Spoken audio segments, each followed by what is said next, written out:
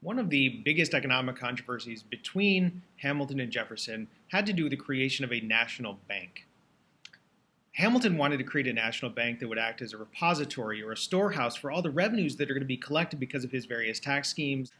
So he wanted to have a national bank that would act as a storehouse. He also felt that a national bank would be able to give out loans that would be able to spur the economy, especially to those industries that he wanted to develop. He wanted an industrial economy. The problem from Jefferson's point of view and from Jefferson's friend Madison was twofold. The first was that they were afraid a national bank would have too much power, too much control, and that eventually it would be run by elitists that would overrun the common man or take away rights from the common backcountry farmer that was their constituency.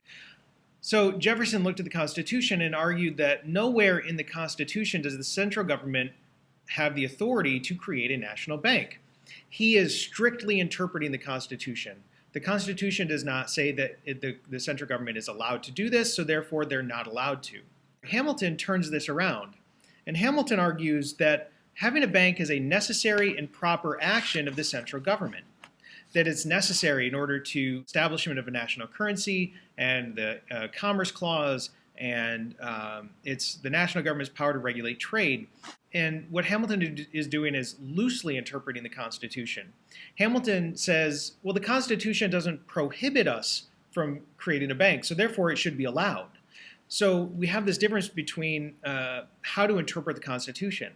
Jefferson wants to strictly interpret it. You're only allowed to do what is specifically listed as a power. Hamilton turns that around and says, no, we're going to loosely interpret the Constitution. As long as it's a necessary and proper action, we can do it as long as it's not prohibited by the Constitution.